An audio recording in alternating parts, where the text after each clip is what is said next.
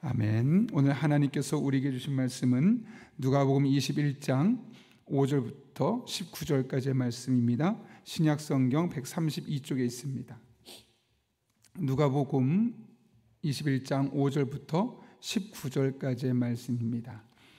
우리 하나님의 말씀을 다 같이 한 목소리로 천천히 함께 봉독하겠습니다. 어떤 사람들이 성전을 가리켜 그 아름다운 돌과 헌물로 꾸민 것을 말하며 예수께서 이르시되 너희 보는 이것들이 날이 이르면 돌 하나도 돌 위에 남지 않고 다 무너뜨리리라. 그들이 물어 이르되 선생님이여 그러면 어느 때 이런 일이 일어나겠사오며 이런 일이 일어나려 할 때 무슨 징조가 있사오리까? 이르시되 미혹을 받지 않도록 주의하라. 많은 사람이 내 이름으로 와서 이르되 내가 그라하며 때가 가까이 왔다 하겠으나 그들을 따르지 말라. 난리와 소요와 소문을 들을 때 두려워하지 말라. 이 일이 먼저 있어야 하되 끝은 곧 되지 아니하리라. 또 이르시되 민족이 민족을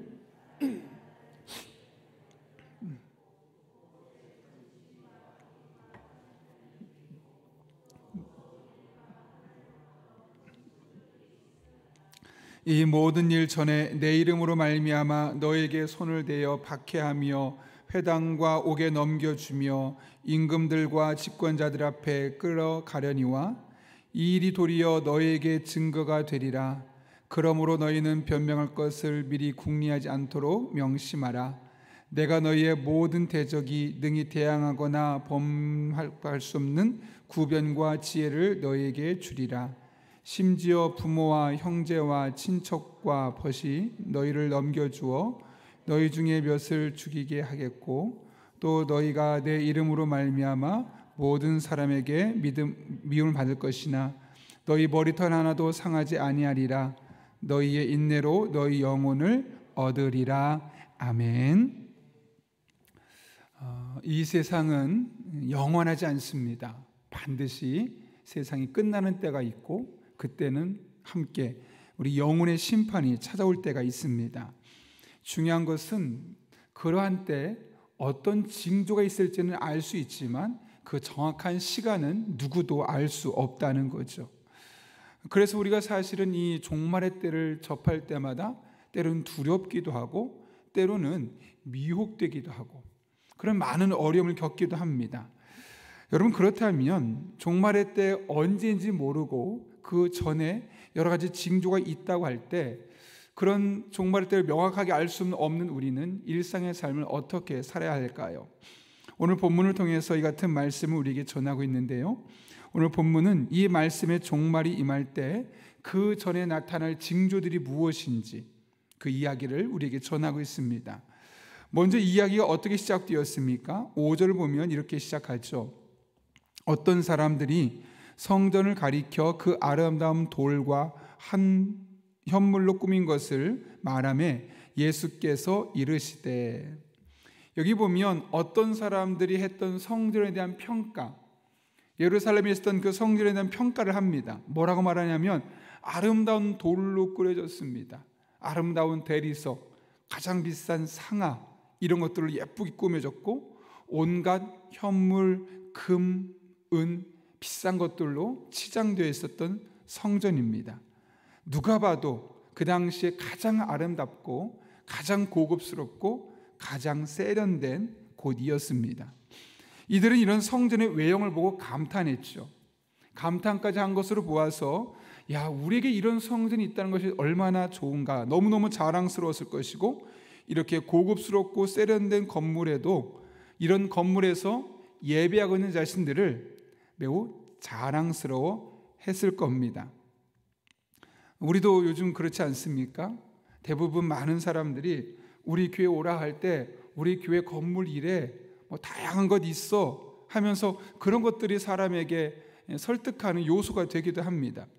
실제로 최근에 한 유튜브를 보면서 교회 모든 것이라고 해서 그것을 보게 되었는데 몇몇 교회를 설명하는데 그 교회가 어떤 것이 좋은가도 이야기는 하긴 하지만 또 한 부분에 있어서는 그 교회가 갖고 있는 그 시설이 얼마나 잘 되어 있는가 그 부분을 집중적으로 조명하더라고요. 그러니까 이 교회가 정말 믿음 안에서 어떤 공동체인가를 깊이 있게 들었다 하다 보기보다는 한번 방문해보고 시설이 얼마나 잘 되어 있는지 이런 것들을 이야기하고 있는 겁니다. 마치 오늘 이 어떤 사람들이 아름다운 돌과 현물로 꾸며져 있던 그 성전을 보고 자랑스럽게 이야기했던 것과 같은 맥락이겠죠. 그런데 이들의 평가를 듣고 나신 예수님께서 뭐라고 말씀하십니까? 그 성전이 곧 파괴될 것이다. 그런데 어느 정도냐면 6절입니다. 같이 한번 읽겠습니다. 시작. 너희 보는 이것들이 날이 이르면 돌 하나도 돌 위에 남지 않고 다 무너뜨려지리라. 돌 하나도 남지 않고 그렇게 아름답고 너희가 보기에 자랑스러웠던 그 성전이 다 무너져 내릴 것이다 라고 말씀하고 있는 것이죠.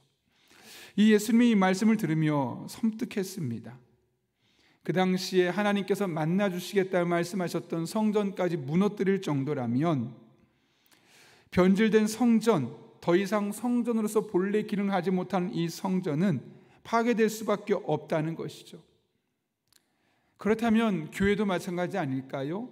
겉으로는 아주 큼직하고 멋있고 많은 사람들이 모이고 그럴듯해 보이지만 실상 변질되어 있는 교회, 더 이상 교회로서 역할을 제대로 감당하지 못하고 세상의 빛과 소금으로서 역할을 하는 것이 아니라 오히려 세상에게 시끄럽게 만들고 세상에 이슈거리를 전해주고 세상에 손가락질 받게 만드는 교회라면 지금 당장은 여전히 아름다운 돌로 현물로 꾸며진 것으로 많은 사람에게 자랑할 만한 건물이 될 수 있겠지만 결국은 무너질 수밖에 없다는 겁니다. 그런 의미에서 너무나 섬뜩하죠. 반대로 또한 그렇다면 우리는 과연 어떻게 할까라는 고민이 생길 수밖에 없습니다. 어떻게 되겠습니까, 여러분? 교회 건물을 자랑하고 숫자를 자랑하는 것이 아니라 교회를 더욱더 교회답게, 저기는 정말 교회구나, 누가 봐도 교회답구나, 건물이 말하는 것이 아니라 그 교회가 지향하는 바가 또 그 교회에서 신앙생활하는 사람들의 삶의 모습이 누가 봐도 교회다운 교회라고 인정을 받고 그것을 오히려 도리어 자랑할 수 있는 그런 교회가 될 수 있도록 우리는 힘써야 되겠죠. 외적인 화려함 대신 내면의 깊이를 더하는 데 힘쓰고 신앙의 형식을 자랑하는 대신에 본질을 더욱더 강화하는 교회가 되어야 하는 것, 그것이 어쩌면 말세의 때를 향해 나아가는, 그리고 교회의 아름다운 돌과 현물로 꾸민 외적인 부분을 강조하고 그것을 자랑하는 시대 속에서 우리가 궁극적으로 추구해야 될 영적인 지향점이라고 할 수 있을 겁니다. 그럴 때 교회는 무너져야 할 곳, 사라져야 할 곳이 아니라 반드시 사수해야만 하는 그 시대의 영적인 보루가 될 수 있는 것이죠.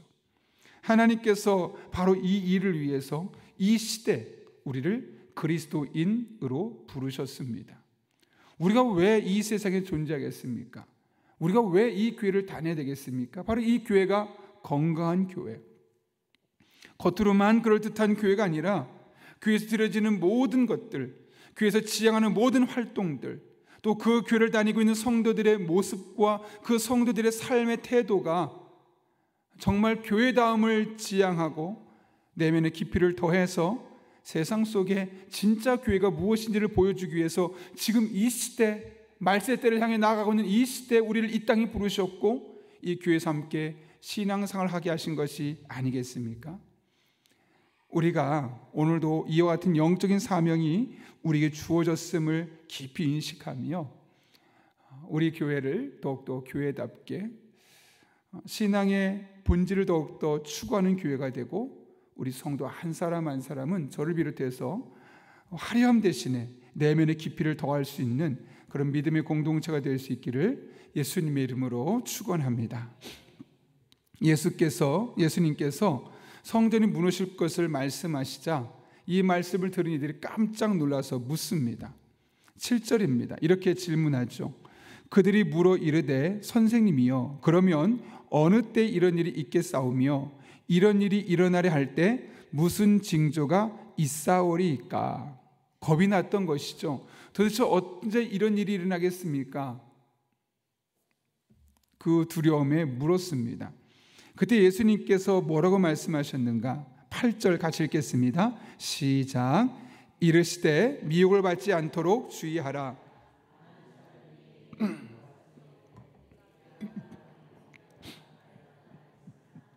그것은 곧 되지 그들을 따르지 말라. 여기 보게 되면 예수님께서 어느 때 이런 일이 있었으며 그런 일이 일어날 때 무슨 징조가 있겠습니까? 그러면 그 시기를 먼저 말하고 정확한 징조 먼저 말하면 좋은데 뭐라고 말씀하시냐면 미혹을 받지 말라라고 말씀하십니다. 왜 그렇습니까? 8절 중간 부분 이하에 보면 많은 사람들이 자기가 예수님이라고 하고 구원자라고 한다는 것입니다. 그러니 그들의 미혹을 받지 않도록 주의하라고 이야기합니다.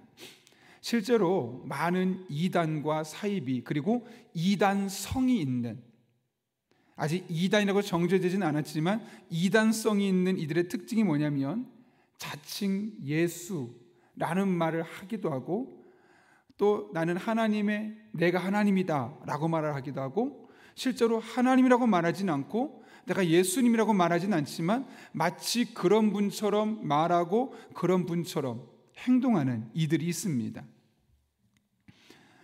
최근에 신천지가 대놓고 정체를 드러내면서 포교하죠. 저에게도 얼마나 많은 메일이 오는지 모릅니다.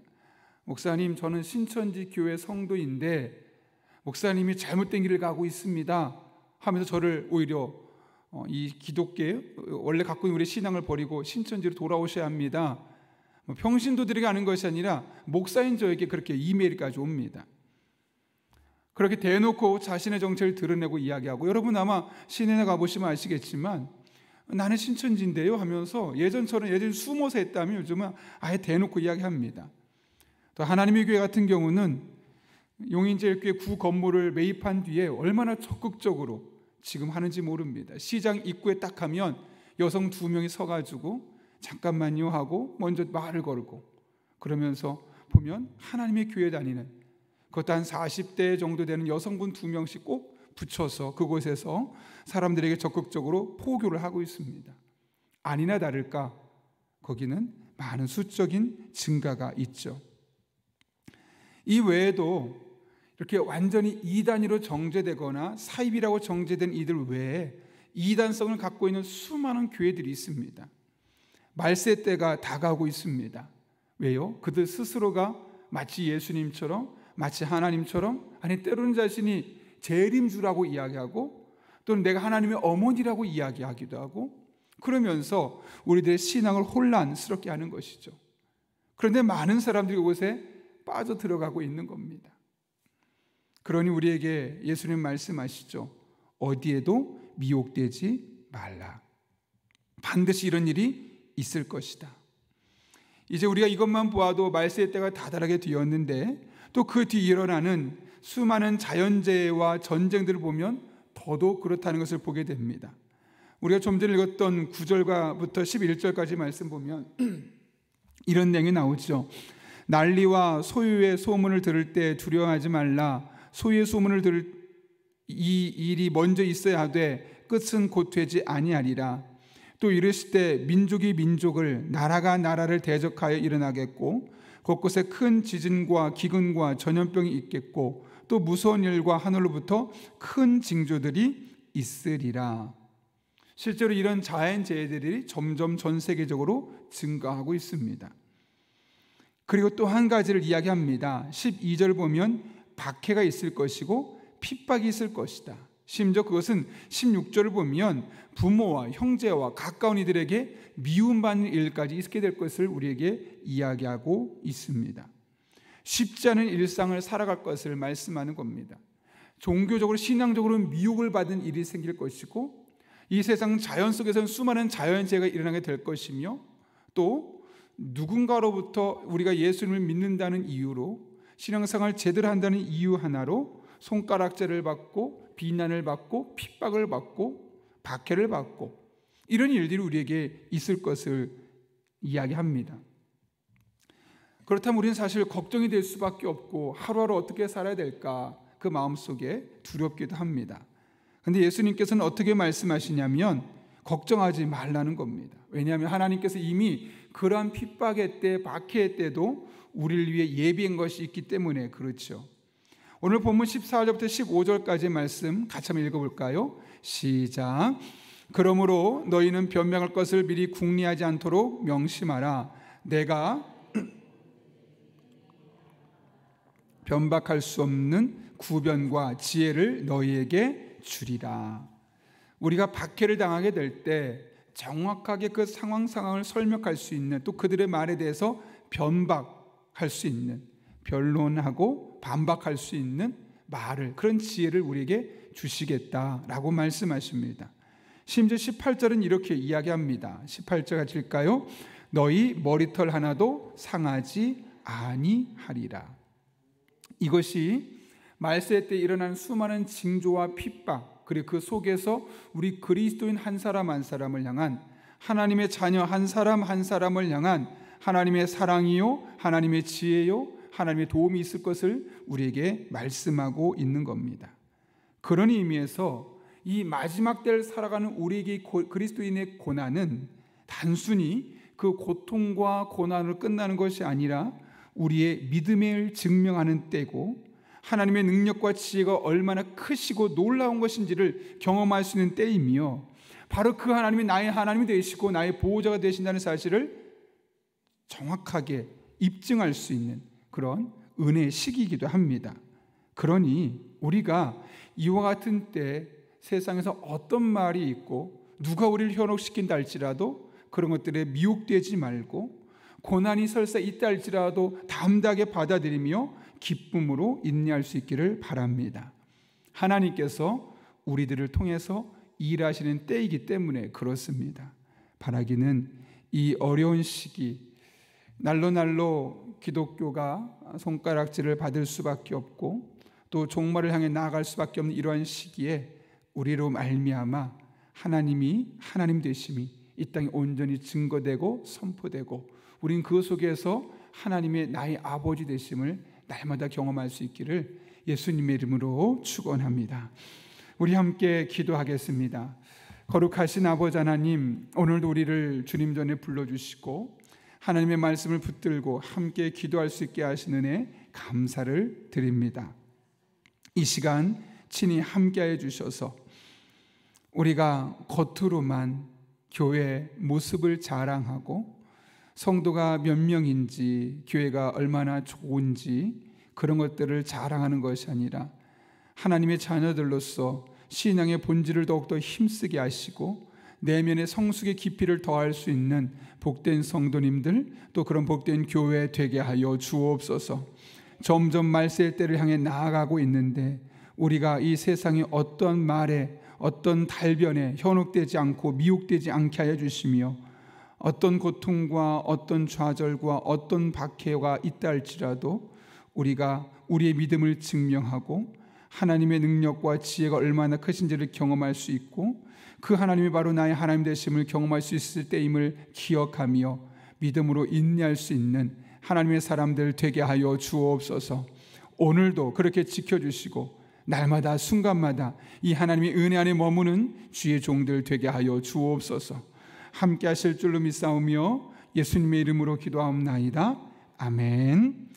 오늘 우리 주님의 기도하시기 전에 교회 소식 한 가지만 전하면, 경기노예가 있고 설재 전사님이 오늘 2시에 목사 안수식이 있습니다.